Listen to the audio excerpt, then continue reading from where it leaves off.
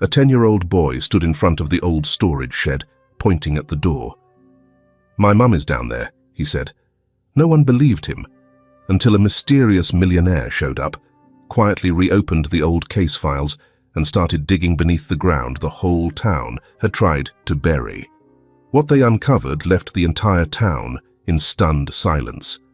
Fogbrook wasn't anything special until the rain started falling in a way unlike anywhere else. No downpours, no thunder, just cold drops, steady and soft, like the sky was trying to wash away a sin the earth refused to confess. 3 days of rain. Liam, 10 years old, living with his uncle, barely stepped outside except to take out the trash or fetch firewood. He didn't like the rain. Didn't hate it either, but whenever it rained for too long, the backyard began to smell. Not the usual musty, wet earth kind of smell. This was stronger, heavier, and it clung to your clothes, like something that had once lived and had been forgotten. Liam asked about it once. Carl, his uncle, just said, "Old concrete. Don't worry about it." Carl wasn't big on explanations. A man of silence, he had taken Liam in after the boy's dad died and his mom disappeared. Guardianship papers wrapped up in a matter of weeks. No tears, no goodbyes. People said, "At least the kid still has family." Carl said, "Quiet kid. Easy to raise." The shed sat at the edge of the yard, falling apart. Rusted lock. Carl said it was dangerous. Rusty nails, rotten boards, snakes. But Liam knew one thing. Carl hadn't set foot in there for 3 years. Except once. Last winter. It was close to midnight when Liam woke to the sound of the back door opening. From the attic, he saw Carl in a coat, flashlight in hand, stepping into the rain. He stood in front of the shed for a long time. Didn't open it. Didn't smoke. Just stood there, as if listening for something beneath the ground. The next morning, Liam asked. Carl just shook his head. Grown-up stuff. Now it was the 4th day of rain. Water roared from the gutters, mud covered the narrow path. Liam went out, just like he was told. "Pour the water. Come right back." He stopped near the shed. Something felt wrong. Right beside the foundation, the ground had sunk, a human-shaped dip. No grass grew. Water didn't pool, as if the soil had been dug up, then hurriedly filled back in. Liam knelt and scraped at the mud. The dirt gave way, soft, loose. Something hard scraped his fingers, a shard of stone, with a single letter carved on it, A. It wasn't the name that made him freeze. It was the feeling, like someone had just called to him from under the earth. The wind shifted. The shed door creaked open. "What are you doing?" "Carl." Liam hid his hand behind his back. "I was pouring the water." Carl walked over, looked at the disturbed earth, then at Liam. "Give it." Liam handed him the shard. Carl stared at it for a second. No surprise, no questions. Then he hurled it into the drainage ditch. The sound it made was dry and sharp, like a cough breaking through a winter night. "You hang around here again, you'll regret it. We've got copperheads the size of your arm." He turned and walked away. Shut the door. Never looked back. Night fell fast. Liam stood in the yard. The yellow light from the house stretched his shadow across the muddy ground. But the shadow wasn't his. It was bigger, wider, still, as if someone was already lying beneath him. Liam swallowed hard, didn't cry, didn't step closer, just turned around and walked back inside. That night, he dreamed. Grass growing upward from the soil, wrapping around his ankles. A woman standing there, no face, but eyes, very clear, the eyes of a mother, who didn't need to ask. She already knew her child was afraid. Ever since doubt crept into Liam's life, everything felt different. His thoughts lingered. warm, crawling up his spine, like a voice without sound. A kind of instinct no one could explain. Mum's still here, down there. She's cold. She needs me. No one had ever taught Liam to believe in things like that. But this morning, as he looked out at the backyard, where the sunken patch of earth had been covered with gravel, he knew something was being hidden, and someone needed him to see it. Carl sat at the table, eyes on the newspaper, stirring a cup of cold coffee. "What were you saying out in the yard last night?" Liam froze. "Nothing." "Nothing? You were muttering Mom and Shed? Try saying that in front of someone at school and see what happens. They'll think something's wrong with you. I'm not raising a kid labeled unstable." His voice wasn't loud, but every word was heavy. And for the first time, Liam didn't retreat. He said quietly, "It was just a dream." Carl said nothing more, but his glance, short and cold, made it clear. He heard, he understood, and he didn't want to talk about it again. At school, the sky was still grey. The yard smelled like rain, hadn't quite finished falling. First period was art. Ms. Monette handed out paper and pencils, her voice gentle. "Today, draw the person you miss most." Liam didn't think long. He didn't draw his mother from memory. He drew a shadowy figure standing at a rusted door, back turned. In front of the figure was cracked ground, and a faint hand reaching up through it. Ms. Monette paused longer than usual behind Liam's desk. "Liam, who is this in your drawing?" "I'm not sure," he said, "but I think I've seen them." "In a dream?" He nodded. In her private notes, she wrote, "Student displays haunting imagery and repressed emotion. Should be monitored more closely." She didn't judge, but she knew. Children who can draw fear usually live with it. After class, Liam's drawing was sent to the principal's office. Principal Louise studied it for a long time, tapping her pen. She wasn't one to spook easily. But the boy's images unsettled her. At noon, Liam was called to the nurse's office. Nurse Beatrice greeted him with a soft smile and a well-worn lab coat. "I'm just going to ask a few questions, not check for illness," she said. "You nervous?" Liam shook his head. He wasn't scared.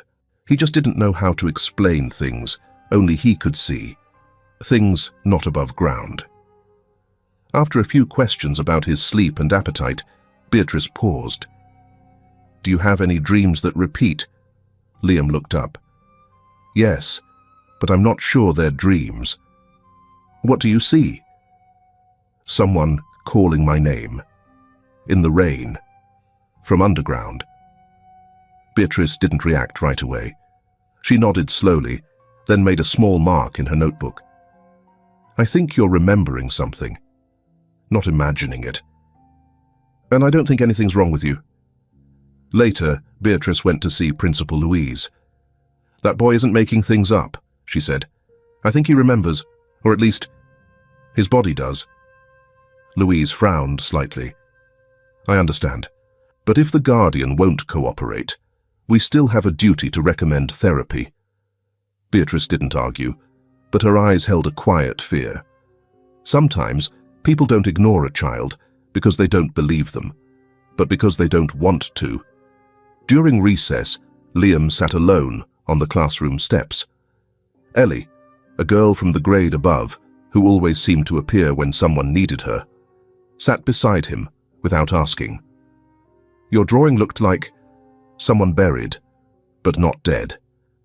Liam didn't look at her, but he heard every word. "Do you think someone can be hidden? Not gone?" he asked. He nodded slightly to his own question. Ellie didn't smile. She just pulled a piece of lemon gum from her pocket and placed it next to him. "For you? Lemon flavor?" Then she walked away, as simple as if she'd said all that needed to be said. After school, the rain had stopped. Liam walked home slowly. By the fence, Clara Beckett, the silver-haired, thin neighbor, was trimming her lavender pots. She saw him and asked softly, "Late from school?" "I was drawing." "What did you draw?" "My mum." Clara paused. Not out of surprise, but because it had been so long since anyone had spoken that woman's name. "Do you remember my mum?" Liam asked. Clara nodded after a moment. "I do. She used to sit by the shed, sewing. Always had a little wooden box in her lap. I used to think she was waiting for someone," Clara added. "But now I wonder.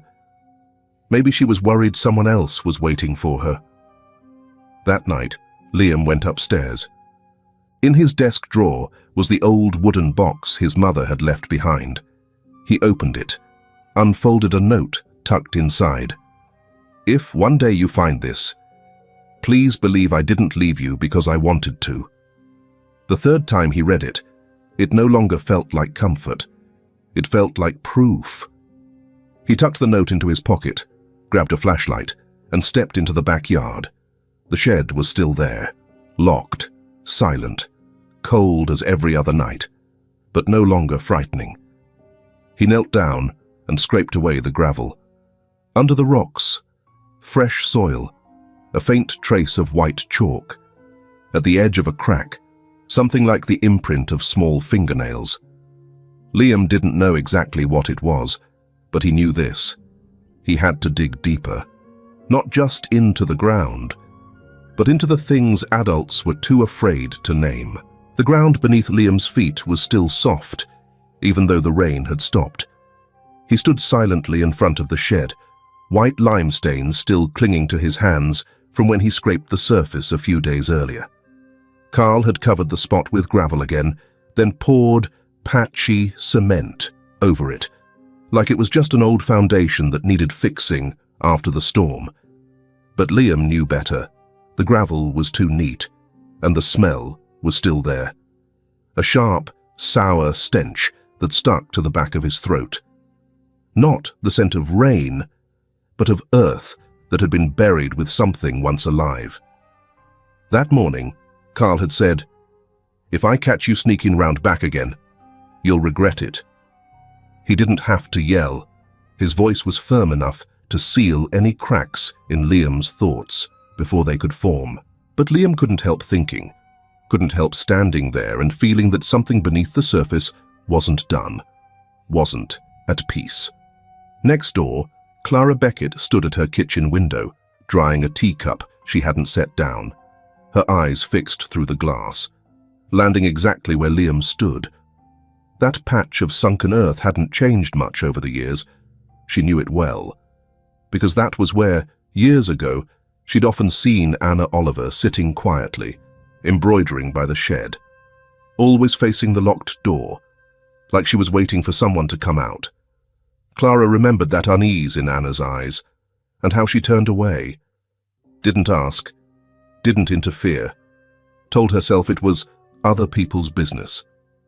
She thought back to her own son, Michael, 17, gone after a fight. Police said he ran away. She believed it. She didn't search, didn't push, didn't corner anyone. By the time she realized the truth, he'd already become a thing of the past.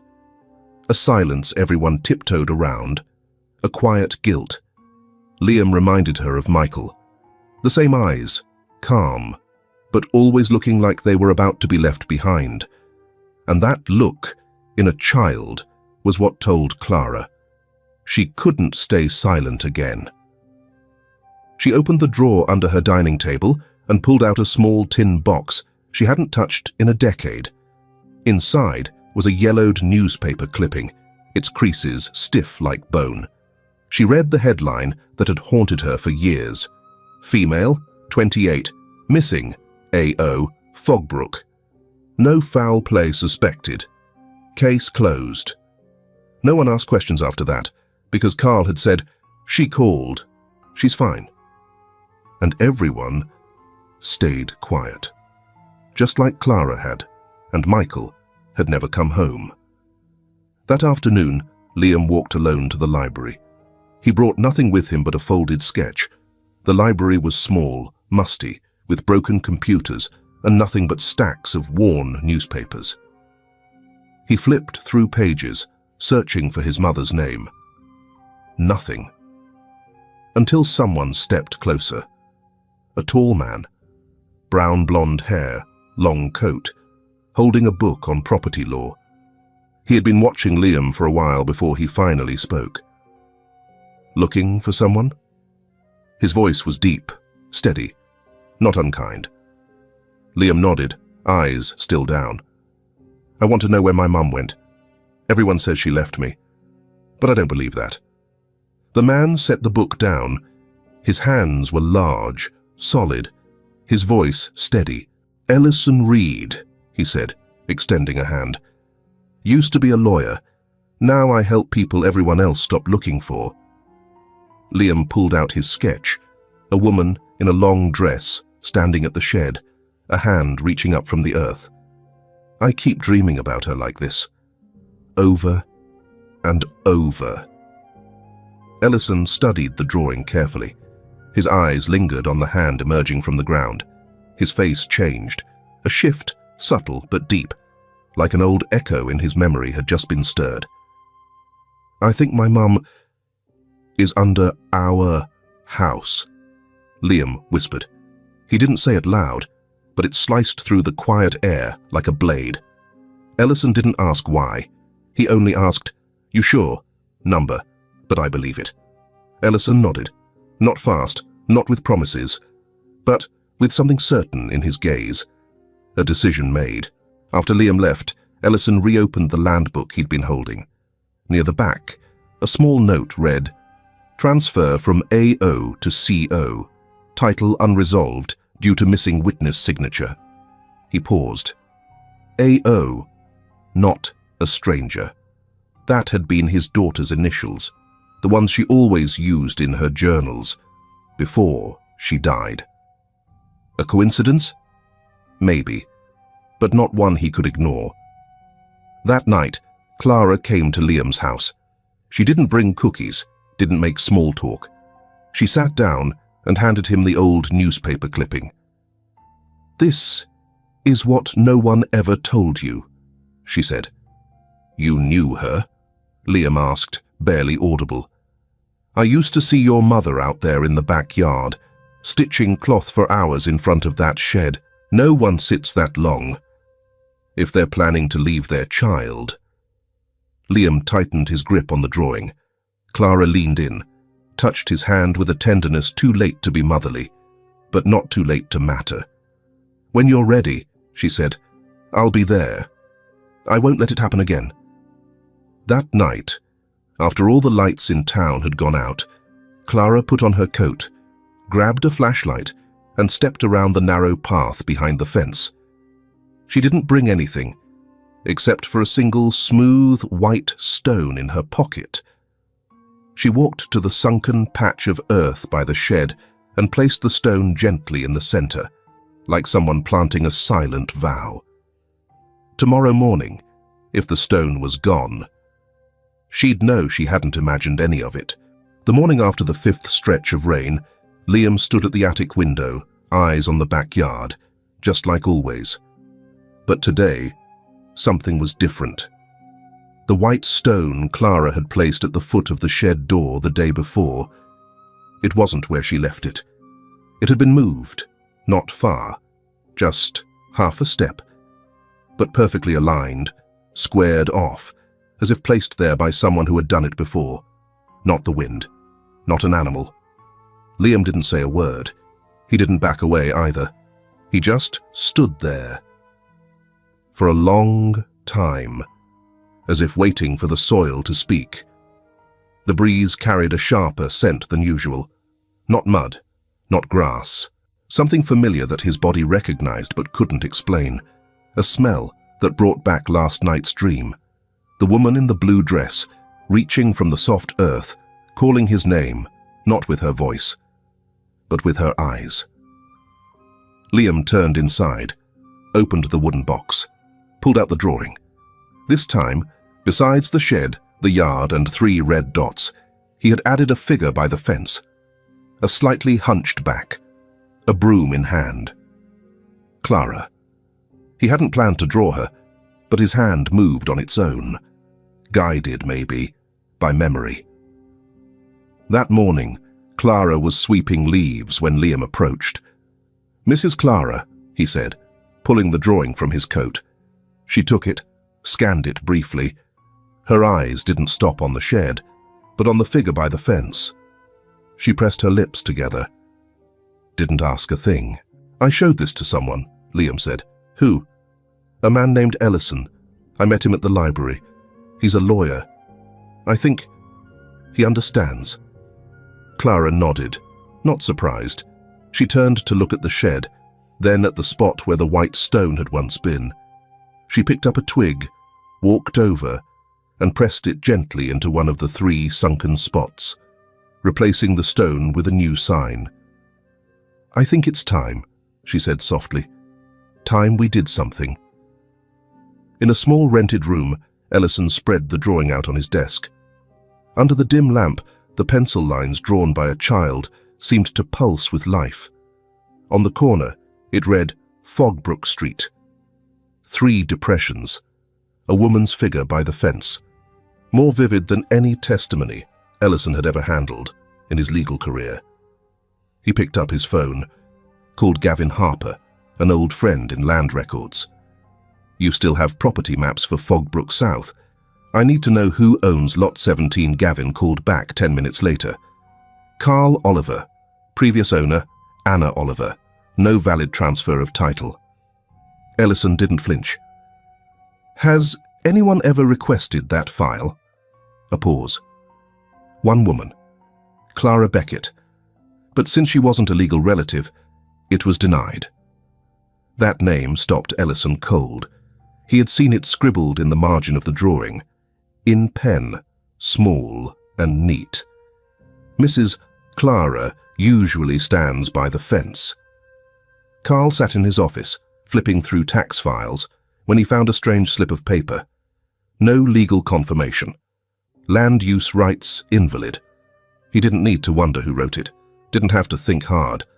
Cold sweat beaded down his neck. He clenched the paper, gripping it like someone had just handed him a blade. He stood up, walked toward the shed, key in hand. The wind brushed his cheek. No one was around. But his shadow stretched long across the dirt, just like that winter night, at the same hour, with one clenched hand. A flash of memory. Anna laughing in the kitchen when the pipe burst, her hands soaked, hair a mess, voice echoing through the house. "Yell louder! The water pressure loves it!" Carl swallowed hard. For a moment, he almost heard her laugh, cutting through the hiss of the gas burner. He hadn't been born a killer, just a man who made a mistake, and never found the courage to undo it in time. That afternoon, Clara received a call from an unknown number. "This is Ellison Reed. I think we need to talk about Anna and about Liam." They met at a small cafe. No introductions, no pretending they didn't know. Clara sat down like she'd been waiting for this day a long time. "You believe the boy?" she asked. Ellison laid a copy of the land file on the table, and a letter. "He doesn't need me to believe him. I had a daughter once, and I didn't believe her soon enough." Clara said nothing at first. Then she handed him an old handwritten note. "If anything happens to me, Liam should not stay with Carl." Ellison read it, and stopped. Not because of the words, but the handwriting. It matched the last letter his daughter had sent him before she died. "I didn't run away. I just had no one left who believed me." He folded the note, carefully, said nothing more, but his grip tightened on the file. "What do we do now?" Clara asked. "Stay quiet, watch, and when the time comes, act precisely." Clara didn't respond, but before leaving, she discreetly snapped a photo of the file with her old phone and tucked it into the inner pocket of her coat. Careful, silent, like a woman who had stayed silent too long and wasn't willing to be silent again. That night, from the attic window, Liam saw Carl standing at the shed door, key in hand, shoulders slumped, his shadow long and heavy. Liam didn't know if he would open it, but he knew something had slipped from Carl's grip, like the first crack beneath old cement. Near the fence, Clara stood in the dark, saying nothing. But in her eyes, there was a fire Liam had never seen before. And for the first time, Liam didn't feel like just a child carrying a strange dream alone. His mother was waiting, and he wasn't the only one who knew it now. Dear friend, if you've followed Liam, Clara, and Ellison this far, maybe it's time to ask yourself, if you were Clara, would you stay silent or step into the light? If you were Liam, would you have the courage to speak a truth no one wants to hear?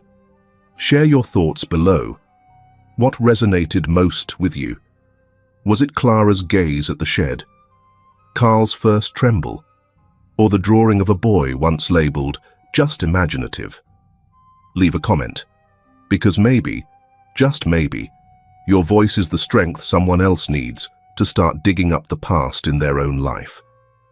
That morning, a thick mist blanketed the town of Fogbrook like a thin burial shroud.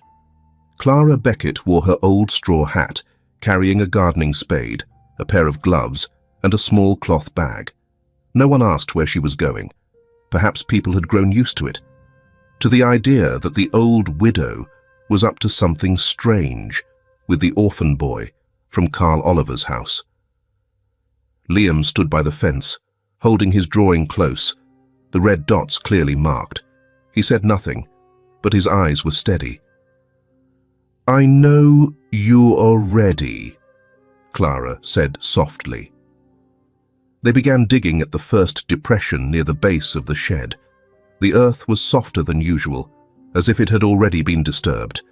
Every shovel of dirt was heavy, not from weight, but from memory awakening beneath the soil. Before long, a pale blue piece of fabric surfaced, lace-trimmed, frayed, soaked in mud. Liam knelt, hands trembling as he lifted it. "My mum used to wear dresses like this," he whispered. Clara didn't reply. She carefully wrapped the fabric in a clean white cloth.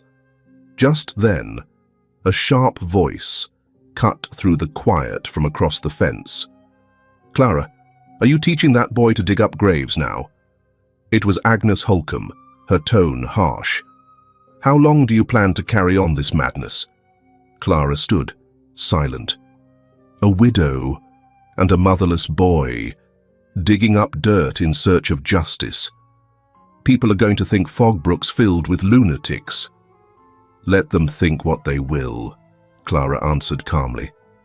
"I'm just trying to help a child find something he never should have lost." Liam didn't flinch. He looked at Agnes as if looking through a moss-covered wall.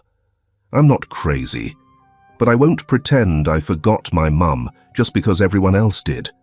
Agnes scoffed. "Maybe that mother of yours left because she knew you weren't worth staying for." Clara's fists clenched, but Liam placed a hand gently on her arm. "You don't have to say anything," he murmured. "The ground will speak for you." Inside the house, Carl stood frozen at the window. He had been watching from the beginning. When he saw the fabric lifted from the earth, he turned away, opened the safe, and pulled out a plastic-wrapped file. Inside, a fake land transfer document, Anna's signature, but no date. Carl lit a match, burning the corner to give it the look of age and damage. "No one finds anything if they don't know where truth begins," he muttered. Then he made a call. "Martha Keene, I need you to show up. Remind people Liam's got a history of emotional issues." "You're insane," Martha snapped. "They're already digging. What if something real comes up?" "Then we convince them it was never real to begin with." That afternoon, Ellison Reed returned to Fogbrook, unannounced. He arrived just as Clara and Liam were wrapping the cloth. "I'll take this for testing," he said, "and I'm contacting Detective Carmen Walker." Clara nodded, no smile. "It's time." That night, Carl stepped into the yard. In his hands, a bottle of acid and a black trash bag. Silently, he poured the acid into the hole, over the patch of new grass. The smell was sharp, stinging the eyes. "Not every body needs to be found," he muttered. The next morning, Clara discovered the hole filled in, a strange smell lingering in the air. The fabric was gone. "Someone tampered with the site," she said. Liam didn't speak. He sat down, opened his drawing again, and added new details. Grooves in the soil, color changes, footprints. By late afternoon, Clara and Ellison met with Detective Carmen Walker. Carmen reviewed the case file, her expression tight with skepticism. "No body, no confession. I can't get a warrant to dig." Ellison laid a photo of the cloth on her desk, along with a statement from Mr. Harris, an elderly neighbor who once saw lights in the shed the night Anna disappeared. "I'm asking for 3 days. If you won't act, we'll go public with this file." Carmen looked up. She didn't answer right away, but after a long pause, she nodded. 3 days. That night, Liam added a note to his drawing. "If I'm wrong, I'm just a boy who dreams too much. But if I'm right, then someone's lived too long on a lie." Carl's lights went out early, but from the attic, Liam's gaze stayed wide awake, still watching. Rain fell again over Fogbrook, not in torrents, not with thunder, just that same quiet rain, long, clinging, like a memory that refuses to fade.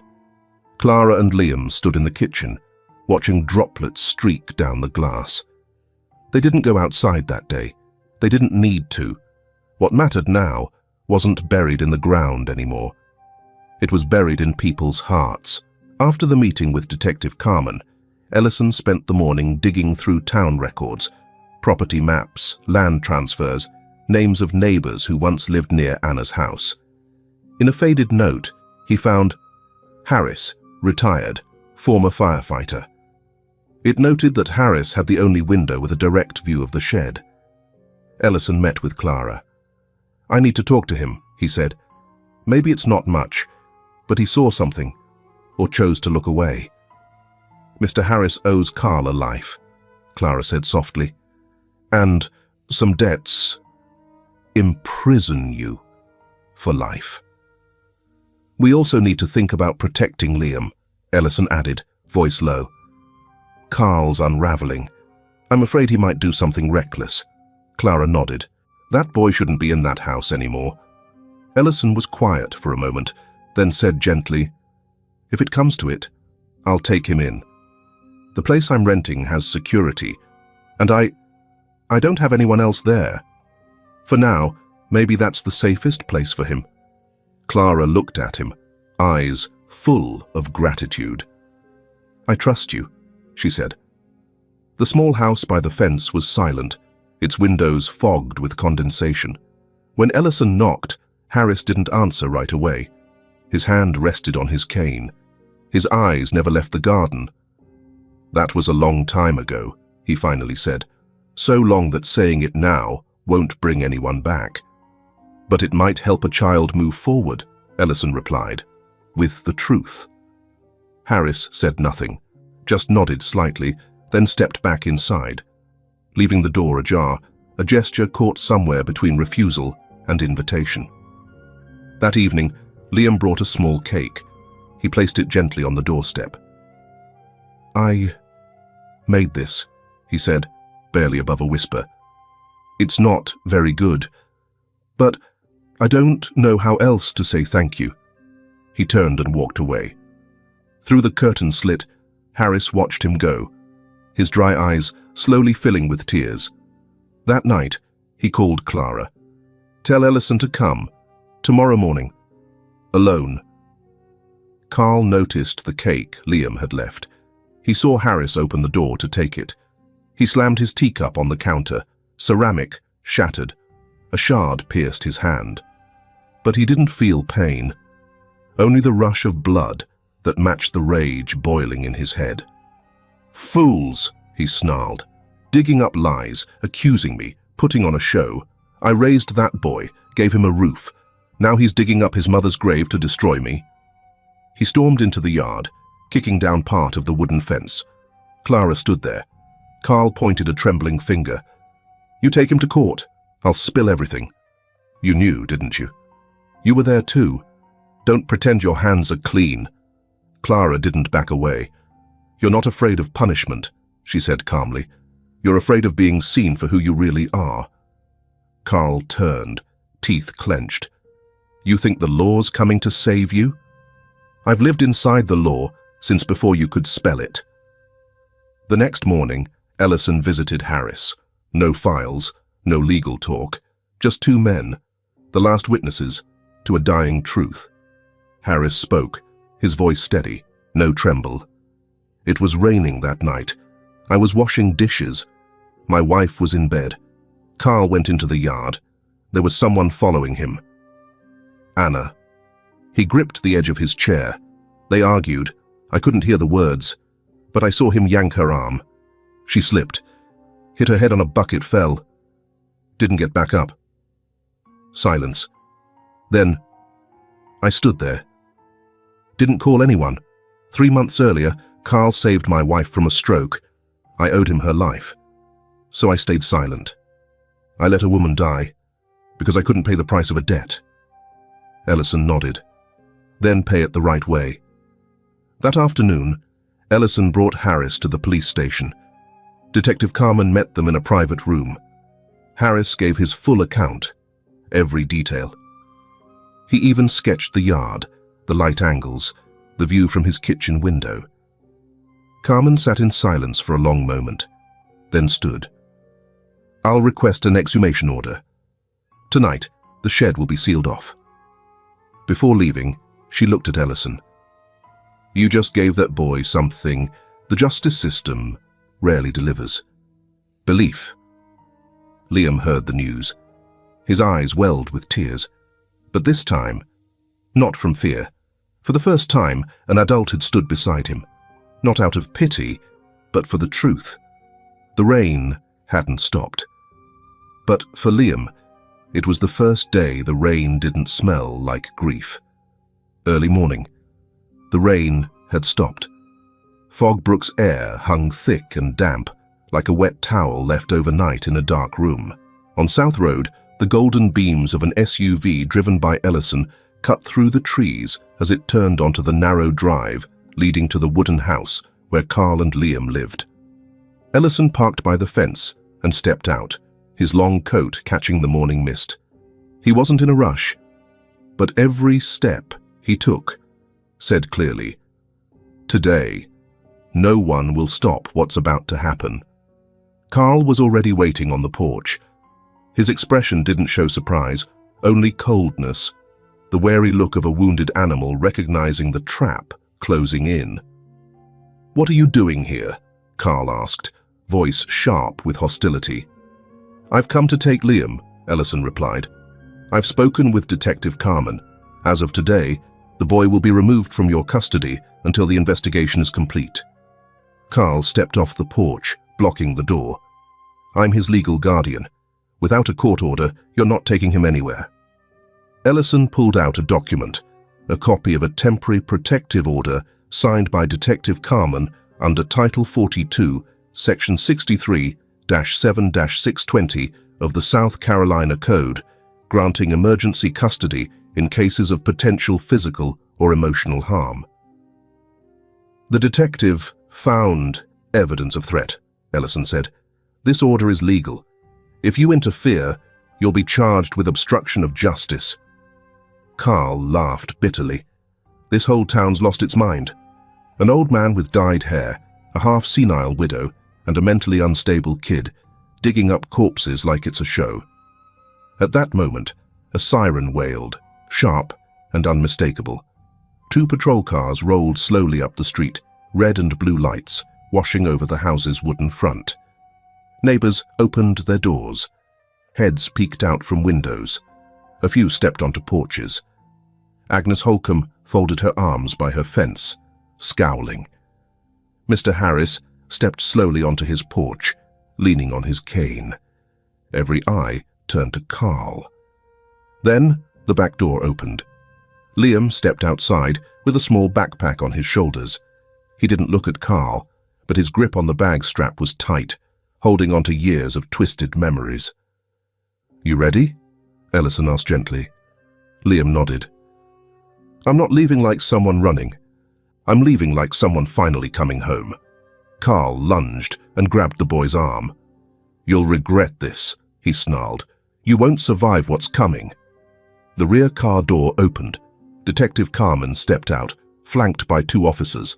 Her heels clicked sharply against the path as she walked toward Carl. "Mr. Carl Oliver," she said, voice steady as stone. "Step aside.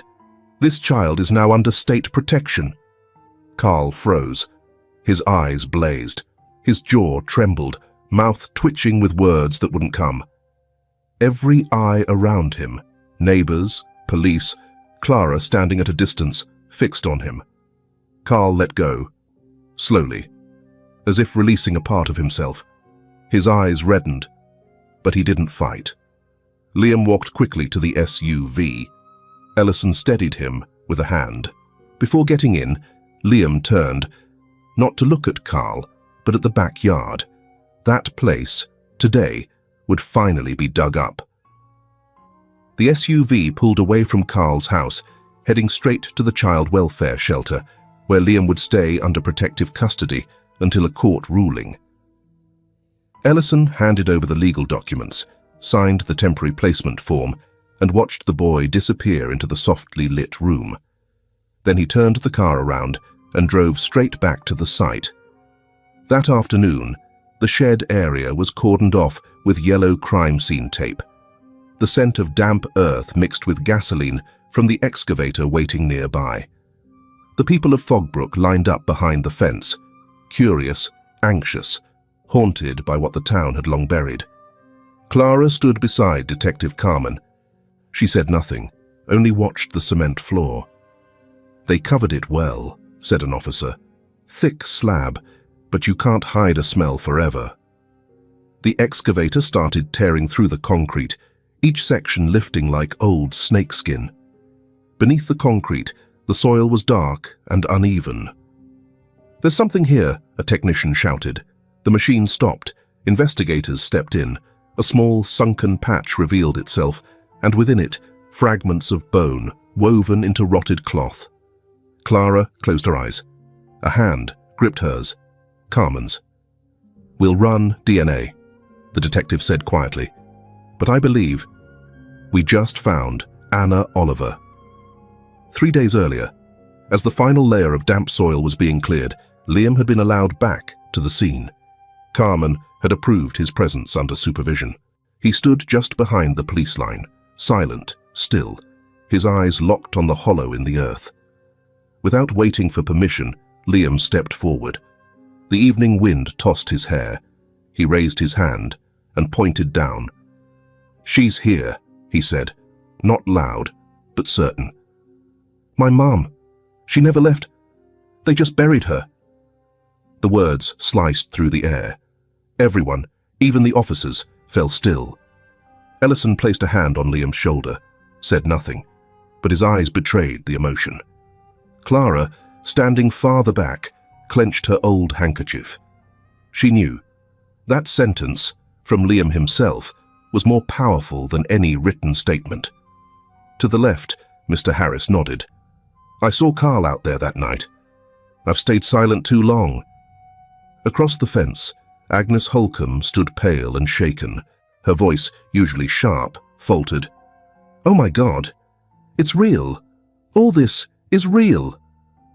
A child nearby, Ellie, Liam's former classmate, clutched her mother's hand. She whispered, "Was his mum really there all this time?" Her mother didn't answer, just pulled her daughter into her arms. 3 days later, Carmen received the lab results. She opened the envelope in front of Ellison and Clara. "It's her," she said, barely more than a breath. "Dental and DNA both confirm. The remains belong to Anna Oliver." Clara sat still, hands folded. She didn't cry. She just bowed her head as if saying goodbye again. this time with honor. Ellison clenched his fist. Now we charge him. That afternoon, police returned to the wooden house. Carl sat alone in the kitchen. The morning paper lay open, its bold headline screaming, "Identified. Anna Oliver was murdered." He didn't pick it up. His hand trembled, reaching for a glass, but stopped midway. The reflection in the window stared back at him, hair disheveled, eyes sunken, shoulders hunched. A stranger. 3 hard knocks on the front door. "Fogbrook Police," a woman's voice called firmly. "Carl Oliver, open the door by order of arrest." Carl rose. Every step felt like sinking into wet cement. He opened the door. Detective Carmen stood there with 2 officers, one holding cuffs, the other reading the warrant. "Carl Oliver, you are under arrest for first-degree murder, evidence tampering, and child endangerment. Anything you say may be used against you in court." Carl didn't resist, but he didn't bow his head either. "You don't know what it took to keep that secret," he muttered. "I didn't hate her. I just wasn't strong enough to let the truth live." "You don't get to choose anymore," Carmen said. "Justice will do what you couldn't." As he was led out, neighbors stood along the walkway. No applause, no shouts, only silence, heavy as judgment. From a window, Liam watched him go. He didn't smile, didn't cry. He just clenched his fist, tight, as if holding on to the only thing that remained. The truth. Morning in Fogbrook was just like any other. Still, damp, and clinging to the scent of wet earth. But inside the small room at the community support center, where Liam now stayed, everything had changed. The boy sat on a single bed, arms wrapped around a thin blanket, eyes gazing out the window. Outside, the treetops stirred gently in the breeze. No one said anything, but everyone knew. Today, Liam would reclaim his real name. Clara arrived early. She brought a cardboard box. Inside were the few belongings of Anna's she had managed to save. A small notebook, an unfinished embroidered cloth, a faded black and white photo of Anna cradling Liam as a baby. Ellison was already there, joined by a legal representative from the county.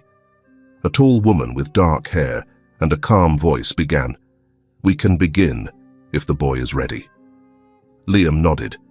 He didn't smile, but his eyes were steady. Not the brightness of joy, but the clarity of knowing who he was. The woman continued. "By formal petition from Mr. Ellison Reed and approval from the state's Child Welfare Agency, Liam is eligible today to legally take his mother's last name, if he agrees." Liam looked at the photo. "I want to take my mum's name, Oliver, Anna Oliver. My name will be Liam Oliver." The representative smiled gently. "Liam, do you understand what this means?" He nodded again. "It's the first thing that's truly mine, not something someone else gave me." By noon, they left the center. Rain fell softly. Clara held an umbrella over Liam as they walked down Fogbrook's main street, once his path to school, now a different road altogether. People greeted Liam, and for the first time, no one called him that boy from Carl's place. Some simply nodded quietly. That silence, Clara knew, was the town's unspoken apology. Outside the corner store, Martha Keene, who once spread cruel rumors about Anna, stood beneath the awning. As Liam passed, she didn't look him in the eye, but she said, "Liam, I didn't know everything back then. I'm sorry." Liam stopped. He didn't answer, but gave a small nod. To Clara, that nod was enough. It meant forgiveness. Behind the gas station, Mr. Dwight, the old builder who once saw Carl pour cement behind the shed, stood with his cap in hand, eyes downcast. He had once stayed silent, out of fear. Today he lifted his gaze and nodded to Liam. "You're a brave kid. Thank you for doing what the grown-ups couldn't." Nearby, Gavin Harper, The county records clerk who had helped Ellison uncover the falsified deeds, stepped out from the library entrance. He handed Liam a small notebook. "Blank pages," he said. "You get to write what you want in here now. No one else gets to do it for you." Carl remained in custody at the county detention center, awaiting trial. He didn't say much, but one officer shared that, on the night Liam's name change was finalized, Carl sat in his cell for hours, staring at the ceiling. When asked if he needed anything, he simply said, "I had a family once, and I was the one who erased it." That afternoon, Liam and Ellison visited the southern edge of Fogbrook to a small patch of land temporarily fenced off, awaiting restoration. Ellison placed a bundle of dried lavender on the soil. Clara pulled a wooden plaque from her coat, carved with the words, "Anna Oliver, a mother who never left her child." Gavin, Dwight, and Martha stood a few feet back. No one spoke, but their eyes were fixed on the ground, each gaze offering back something they had once left behind. Liam knelt, placing his hand on the soil. He didn't shake. He didn't cry. He simply said, "I'm going to care for this place. Plant flowers again. I'll call it Anna's Memory Garden." Ellison nodded. "If you want, I'll help. The whole town should know. Something was buried here once, and we're not burying the truth again." Liam didn't answer, but when he stood, his shoulders no longer curled inward. They stood firm, as if someone's hand now rested on them, passing down strength only real love can leave behind. As evening fell, the town's streetlights flickered on, one by one. Liam, Clara, and Ellison stayed beside the plot, the ground that would become Anna's memory garden. Liam didn't want to leave right away. He needed to feel it. Then came light footsteps. Ms. Monette, Liam's art teacher, approached, holding a box of drawings. "I'm sorry I didn't believe you sooner," she said, handing Liam the first picture he ever drew in class. "Some truths come from places we least expect. You were brave enough not to ignore it." Behind her, Beatrice, the school nurse, quietly stepped forward. She held a sealed medical file. "I kept it," she told Ellison. "Something told me to. Sometimes what we need isn't a diagnosis, but someone who listens." Ellison gave a soft nod. He understood. The adults of Fogbrook, once too distracted to hear a child, were finally learning to listen, one small moment at a time. A final visitor arrived, Mr. Harris, who had kept silent for a decade. He didn't come close, just leaned on his cane beneath a tree, watching the ground. "I should have spoken sooner," he murmured as Clara stepped beside him. "But late is better than never, right?" Clara didn't scold him. She simply placed her hand on his bony arm. "I believe Anna has forgiven you. And Liam, he will too." Liam turned and caught Mr. Harris's eyes. He nodded, wordless, but enough to build a bridge. Beside the wooden plaque bearing his mother's name, Liam pulled a small lavender plant from his backpack. He dug a small hole and planted it gently. "This is the first one," he said. "Anyone who comes here, if they want, can plant one more for my mum. No need for words. Just remembrance." Gavin was the first to step forward. He handed Liam a pouch of seeds. "White daisies. My mother loved them." Beatrice followed with a rosemary sprig. "Good for memory," she said, smiling faintly. Monette offered a stone with a heart carved into it, made by Liam's old classmates. Fogbrook began to change, not through noise, but through quiet, deliberate acts. What had once been buried now rose, not to accuse, but to be seen, to be healed, and to be forgiven. On the wooden nameplate, the streetlight reflected in a strange, soft glow, as if someone had just laid a hand upon it, reminding all who passed. A name never truly disappears as long as someone dares to speak it, in truth. The next morning, A thin layer of mist settled over every rooftop in Fogbrook. The air was cool, damp, still thick with the scent of wet grass. Drops of water clung to the wooden sign above Anna's resting place, where Anna's memory garden was just beginning to bloom. Liam woke early in his small room at the shelter. He had grown used to waking before the knock at the door, as if instinctively guarding what little control he had left in places where everything else felt temporary. He folded his blanket neatly, buttoned a clean shirt, and stepped out onto the second-floor balcony. From there, he could see the silent rooftops of the town. A few kitchens had lights on. Somewhere, the day had already begun. Downstairs, Ellison waited. He didn't need to speak. Liam gave a quiet nod. Together, they headed for the car. They were meeting with Detective Carmen. Today was the next necessary step, formally charging Carl Oliver with newly supported evidence and testimony. On the way to the station, they stopped at the bakery Clara liked. She was already there, waiting, with a worn file folder in front of her. She wasn't wearing her usual thick coat. Instead, a soft blue scarf was wrapped around her neck, the color of the dress Anna once wore. "You ready, sweetheart?" Clara asked. Liam nodded. "I don't want anyone else telling my story anymore." At Carmen's office, the atmosphere was quiet, eerily so. The room had pale wood flooring, the air smelling faintly of old paper and instant coffee. Detective Carmen entered carrying a thick file, her face composed but alert. "We'll be recording this interview," she said, "because Liam's testimony will be key." Liam sat upright. A small recorder sat in front of him. Ellison on his left, Clara on his right. Carmen began. "Can you tell us when you first suspected something was wrong?" Liam's voice didn't shake. "It was after the rain. The backyard smelled strange, not like normal dirt, and I found a stone with the letter A on it." Carmen nodded, taking notes. She let him guide the story. Liam spoke of dreams, of the hand reaching through the soil, of the woman's shadow, someone he'd never met in life, but who felt more familiar than anyone else.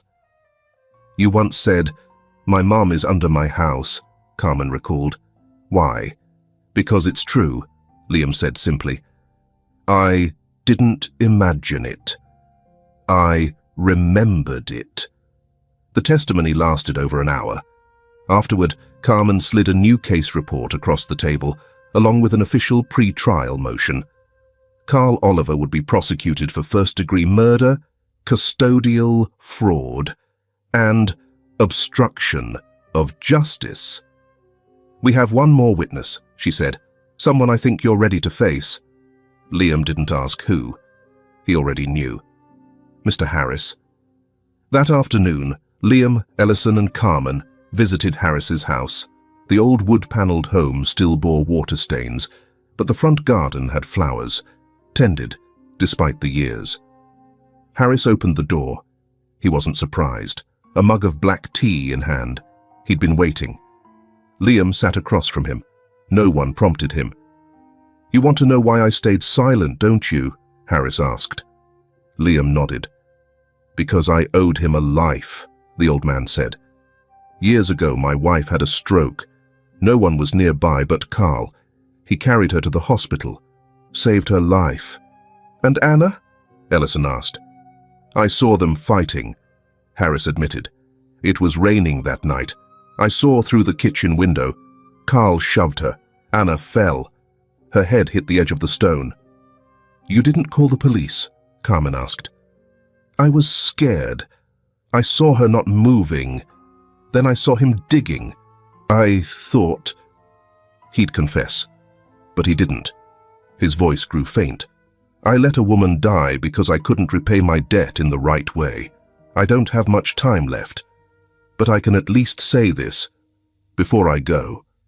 Carmen recorded everything. As they left, Harris placed a hand on Liam's shoulder.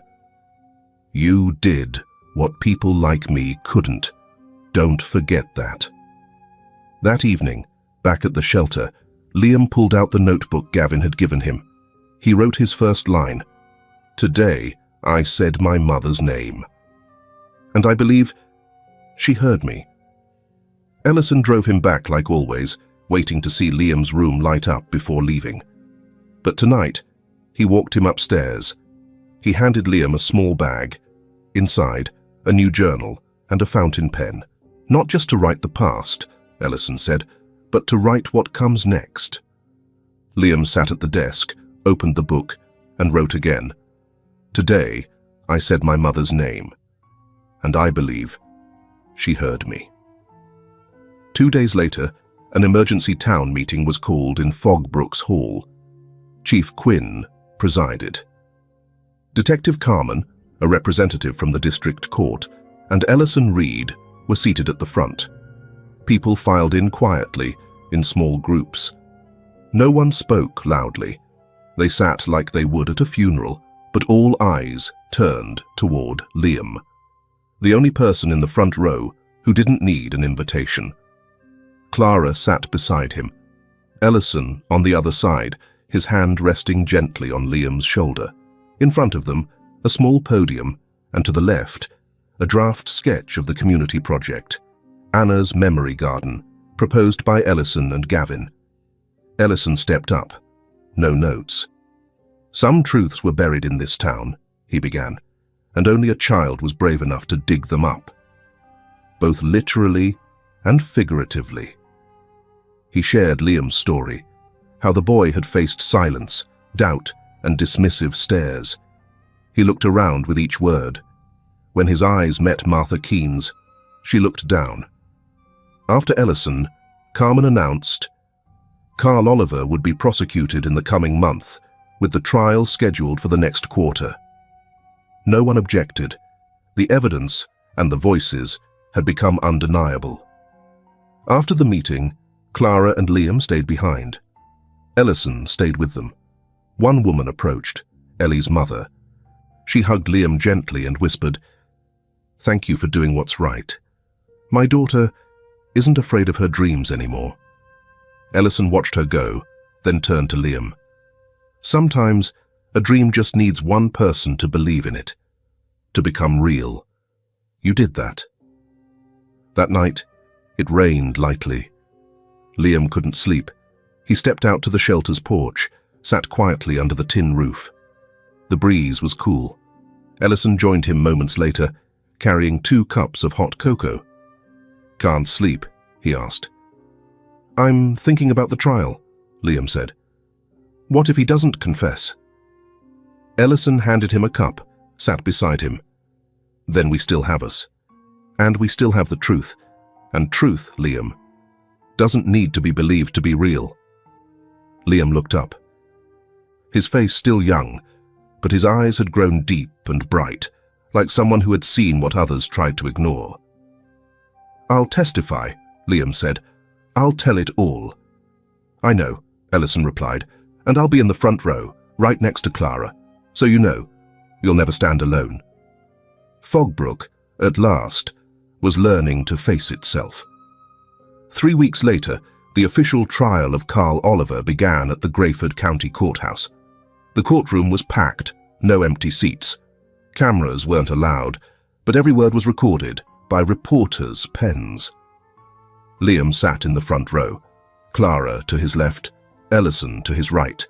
He gripped their hands tightly. Carl entered in a grey prison uniform, visibly thinner. He didn't look up. When the charges were read, he didn't object, but when the witnesses were called, his eyes finally met Liam's.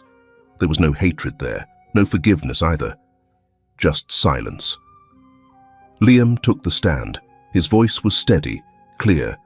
He told everything, the smell of soil, the dreams, the A-stone, Carl's words. The courtroom went still, as if everyone there could feel it, the past brought into the present, by a child who refused to forget. Mr. Harris testified, then Gavin, then Clara, then Carmen, presenting the investigation in full. The judge took 1 day to deliberate. The next morning, she stood to deliver the verdict. Carl Oliver, You are found guilty of first-degree murder, unlawful concealment of a body, falsifying guardianship documents, and obstruction of justice. You are sentenced to life in prison without parole. No cheers, just a long, heavy silence. Liam bowed his head. Clara wrapped her arms around him. Ellison stood behind them, eyes wet. After the verdict, Liam sat outside the courthouse with Ellison and Clara. The late afternoon sun cast soft shadows across the stone walkway. "It's over," Liam whispered. Clara shook her head. "You ended one chapter, but a new one begins now." Ellison reached into his coat pocket and pulled out a small necklace, a silver letter A. "I don't know if Anna ever wore this," he said. "But I think you should keep it." Liam took it and put it on. For the first time since everything began, he smiled. "I want to go back to the garden, plant a few more flowers." For Mum, Clara nodded. "I'll brew some tea, mint and rosemary." Ellison stood, holding out his hand. "Let's go, Liam Oliver." The boy took his hand, stood tall, and walked into the setting sun, toward a place where no one was buried in silence anymore. 1 week after the trial, Fogbrook had returned to its old rhythm. But it would never be quite the same. The air felt lighter, even if the mornings still carried the familiar chill and damp. People walked slower. They looked each other in the eye a little longer. News of Carl Oliver's conviction had spread beyond town, but for those who remained, it wasn't scandal anymore. It was proof. The truth, no matter how deeply buried, could be unearthed. On Sunday morning, Liam woke early. On the small table by his window, Gavin's notebook lay open. Inside was the first design of Anna's memory garden, sketched by Liam and Ellison. It was simple, a white stone path leading into a circular garden.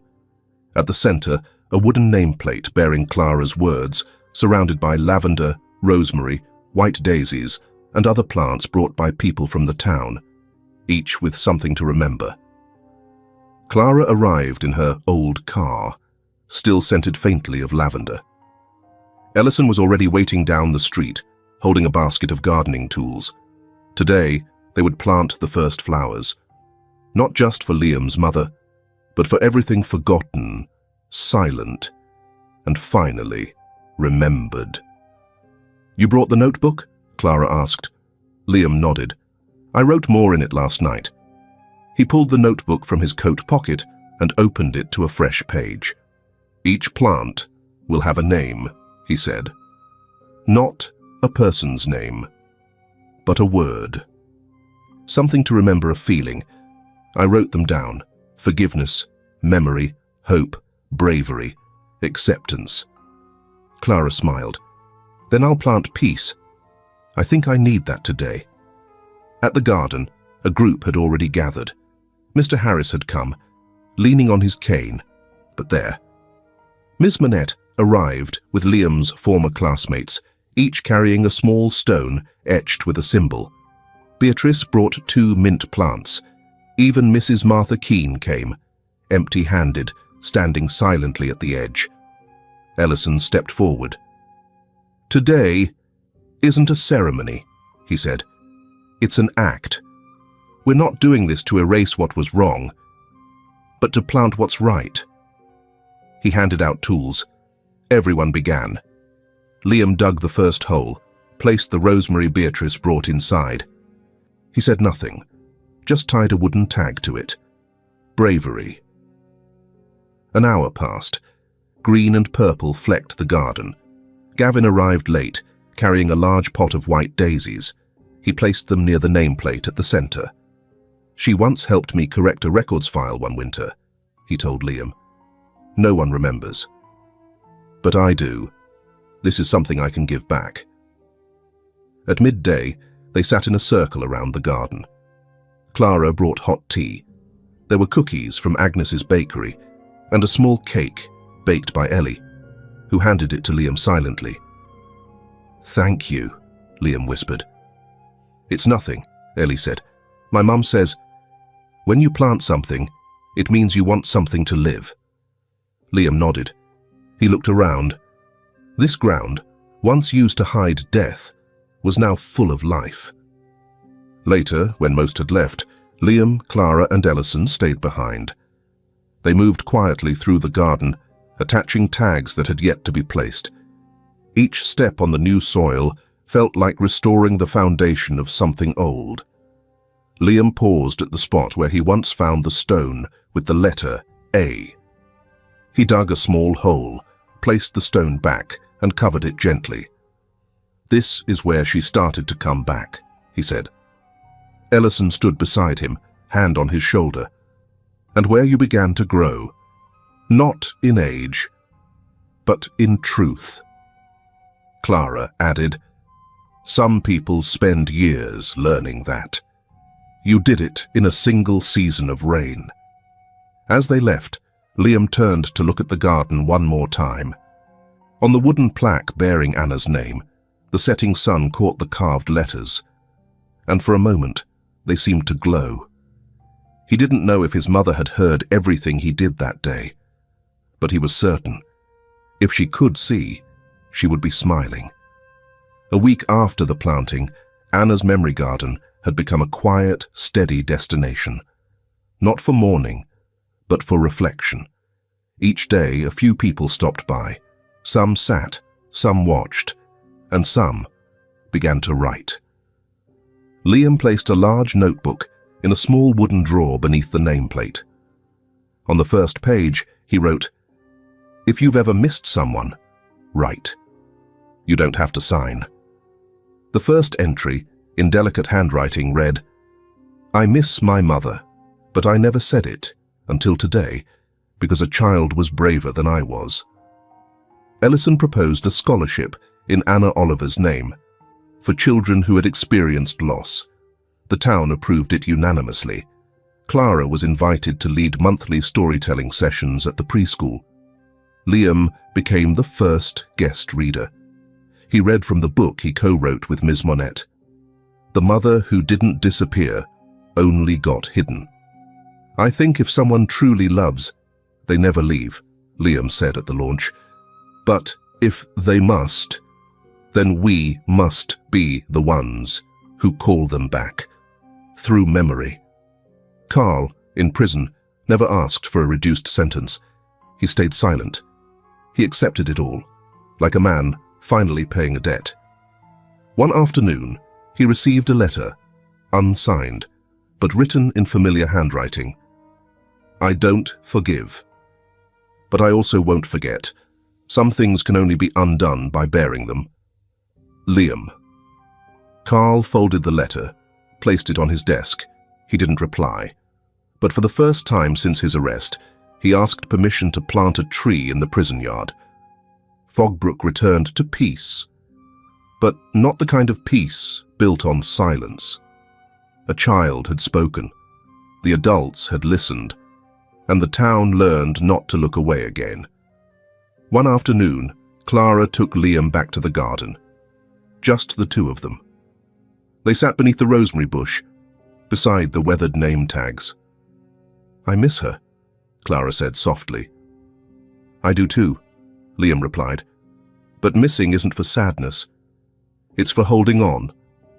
Liam pulled a fresh notebook from his pocket. "I'm starting something new," he said. "Not for her, for me." Clara smiled. "And I'll be the first to read it." The wind blew gently. The plants swayed. A single lavender petal drifted down, landing between them. No one deserves to be buried simply because others want to forget.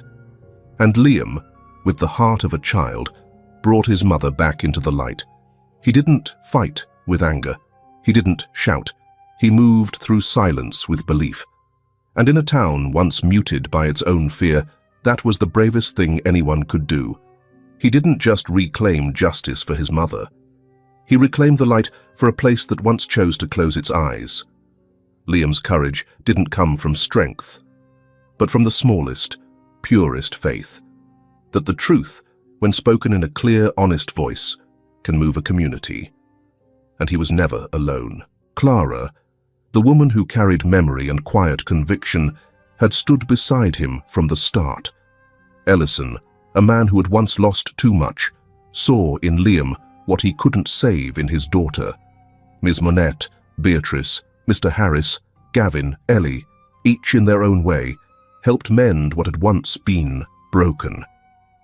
Eventually, Ellison became more than a guardian. He filed to adopt Liam.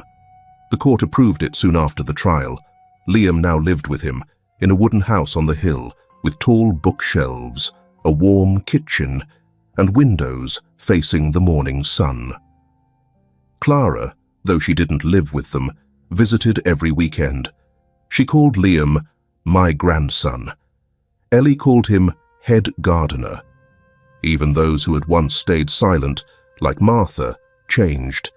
She became the godparent of a child at a nearby orphanage. "If I can't fix the past," she said, "at least I can help change the future." On a soft May morning, Liam stood in front of Anna's memory garden. The sunlight was warm. He wore a white shirt, a notebook in his hand. He looked into a camera lens. The school's film class, recording for the town's first remembrance ceremony. Liam spoke. "Thank you to everyone who listened to me, who believed me, who stood with me. Not everyone gets to have their mother come back. But if we remember, if we love, and if we refuse to let anyone be buried in silence, then no one ever truly disappears." He paused, then added, "Thank you, Mum, for staying, even if only in dreams. And thank you, all of you, for making that dream real." The wind stirred. The row of white daisies swayed. The camera shut off, but the light in the eyes of the boy, now named Liam Oliver, remained. Thank you for walking with Liam through every storm, every dream, every shovel's turn in the old earth. Maybe you've been a Liam, carrying a truth no one believed. Maybe you've been a Clara, silent, too long, but never again. This story wasn't just about a mother buried. It was about all the things we bury, love, truth, memory, and the long, brave journey to bring them back to light. Wherever you are, whatever silence or pain you carry, may you find someone who will listen, and a place warm enough to begin again, like Anna's memory garden. And if one day you hear someone whisper, "There's something beneath this ground," please don't turn away. You just might be the only one brave enough to listen.